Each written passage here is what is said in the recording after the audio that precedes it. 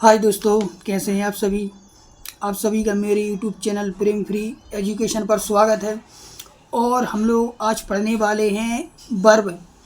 तो पहले हम समझेंगे कि वर्ब के कितने प्रकार होते हैं।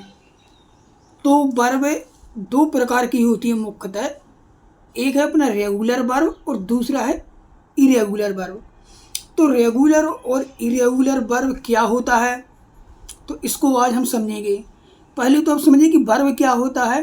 तो वर्ब होता है जो कुछ भी एक्शन होता है, जैसे खाना पीना, उठना बैठना, नाचना, तो ये सभी वर्ब हैं। प्ले हुआ, सिट हुआ, ईट हुआ, है ना, वॉक हुआ, तो ये सभी वर्ब होती है जिससे किसी एक्शन का होना दिखाया जाता है, तो वो वर्ब होती है। तो आज अपन देखेंगे रेगुलर वर्ब और इरेगुलर वर्ब। तो रेगुलर वर्ब जो है, रेगुलर वर्ब वो वर्ब होती है जिसके सेकंड फॉर्म और थर्ड फॉर्म में डी या फिर ईडी को जोड़ा जाता है, तो वो होती है अपनी रेगुलर वर्ब।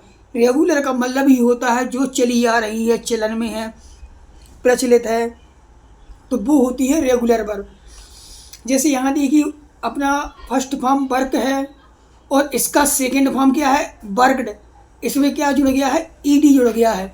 और इसका थर्ड फॉर्म भी वर्कड है, तो इसमें भी ईडी जुड़ा है। तो आप देखिए इन दोनों में ईडी जोड़कर सेकंड और थर्ड फॉर्म को बनाया गया है, तो यही होती है अपनी रेगुलर वर्ब। अगला देखिए प्ले। तो प्ले का सेकंड फॉर्म होगा प्लेड और थर्ड फॉर्म भी होगा प्लेड, तो इसमें भी अपना ई डी और ई डी जोड़ा गया है। तो जिस भी वर्ब में ईडी जोड़ के सेकेंड और थर्ड फॉर्म को बनाया जाता है, वे सभी वर्ब हैं रेगुलर वर्ब के अंतर्गत आती हैं। ये छोटे छोटे कॉन्सेप्ट है मगर एग्जाम में आते हैं तो अपन कुछ समझ नहीं पाते हैं कि रेगुलर वर्ब कौन सी है और इरेगुलर वर्ब कौन सी है। तो आप इसको अच्छी तरह से समझ लीजिए कि जिसके सेकेंड फॉर्म और थर्ड फॉर्म को डी और ईडी जोड़ के बनाया जाता है, तो वो सभी हैं जो रेगुलर वर्ब कहलाती है। जैसे वॉक, सेकेंड फॉर्म होगा इसका वॉक्ड और थर्ड फॉर्म भी वॉक्ड, इसमें भी ईडी जोड़ा गया है। अब ये देखिए अपना लब। लब तो हर कोई जानता है, जो पढ़ा भी नहीं होगा तो वो भी जानता है कि लब का मतलब क्या होता है।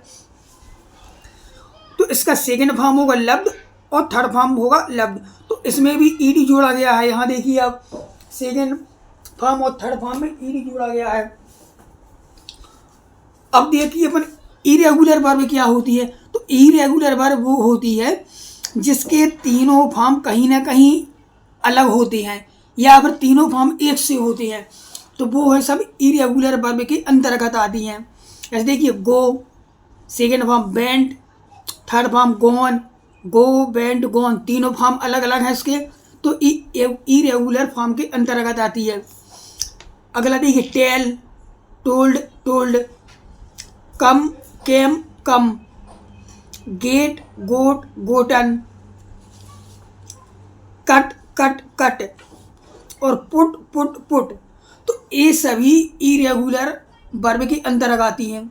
एक बात और ध्यान रखना है कि रेगुलर वर्ब के अंतर्गत 90% वर्ब आती हैं। 90% वर्ब ऐसी होती है जिनको केवल डी या फिर ईडी जोड़ के सेकेंड और थर्ड फॉर्म बनाया जाता है, और इरेगुलर वर्ब के अंतर्गत केवल 10% वर्ब आती हैं, है ना। अब देखिए रेगुलर वर्ब क्या होती है। रेगुलर वर्ब ऐसी वर्ब होती हैं जिसमें वर्ब के फर्स्ट फॉर्म V1 में डी या फिर ईडी को जोड़ दे तो उस वर्ब का सेकेंड फॉर्म और थर्ड फॉर्म बन जाता है। ध्यान रखना कि रेगुलर वर्ब ऐसी वर्ब होती हैं जिसमें वर्ब के फर्स्ट फॉर्म में डी या फिर ईडी को जोड़ दे तो वर्ब का सेकेंड फॉर्म और वर्ब का थर्ड फॉर्म बन जाता है। तो आप ध्यान रखना, इसमें ज़्यादा कुछ नहीं है, बस ध्यान रखना आपको कि वर्ब के फर्स्ट फॉर्म में डी या फिर ईडी को जोड़ देते हैं तो उसका सेकेंड फॉर्म और थर्ड फॉर्म बन जाता है ना। अगला है अपना इरेगुलर वर्ब।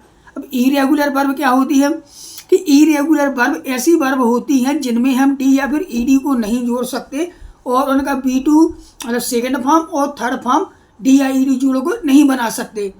तो बस इसका एक पूरा कॉन्सेप्ट है कि रेगुलर वर्ब में डी या फिर ईडी को जोड़ के उसका सेकंड और थर्ड फॉर्म बनाते हैं। और इरेगुलर वर्ब में इन दोनों को यूज नहीं किया जाता है।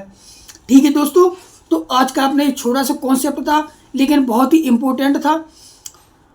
तो दोस्तों आज का वीडियो हम यहीं तक रखते हैं, और इसके आगे अपन वर्ब के थर्ड फॉर्म पढ़ाएंगे। जितनी भी क्रिया हैं इंपॉर्टेंट है वो पढ़ाएंगे। ठीक है दोस्तों, अगर आपको मेरा वीडियो अच्छा लगता है तो वीडियो को लाइक करें और चैनल को सब्सक्राइब करें।